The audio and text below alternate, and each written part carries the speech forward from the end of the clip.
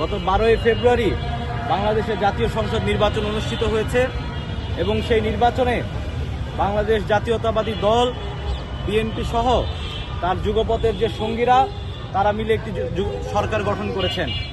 বাংলাদেশে আজকের আমাদের এই কর্মসূচির মূল দাবিগুলো হচ্ছে জুলাইয়ে বর্তমানে রমজান উপলক্ষে আমরা দেখছি বাজারে এক ধরনের অস্থিরতার জায়গা তৈরি হয়েছে। বাজারে নিত্য প্রয়োজনীয় দ্রব্যের দাম প্রতিনিয়ত বাড়ছে। ফলে আমরা চাই যে দ্রব্যমূল্য নিত্য প্রয়োজনীয় দ্রব্যের দাম যাতে মানুষের নাগালের মধ্যে থাকে, সরকার সেই বন্দোবস্ত করবে। একই সাথে 12ই ফেব্রুয়ারি নির্বাচনের পরে আমরা দেখলাম এখানে নির্বাচন পরবর্তী সহিংসতা নানা রকমভাবে বেড়ে চলেছে।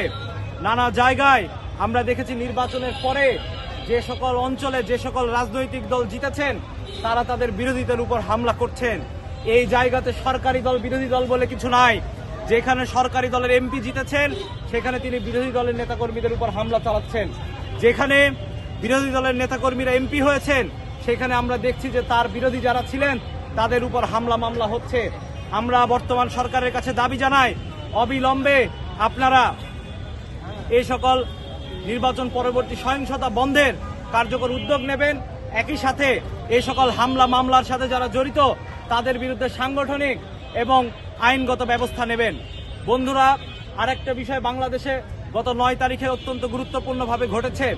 বাংলাদেশ আমেরিকার মধ্যে একটি বাণিজ্য চুক্তি হয়েছে, যেটাকে আমরা এগ্রিমেন্ট অফ প্রসিডিউরাল অ্যাক্ট বলছি। সেই এগ্রিমেন্টের ক্ষেত্রে আমরা দেখেছি বাংলাদেশ সহ মার্কিন যুক্তরাষ্ট্রের মধ্যে গত 9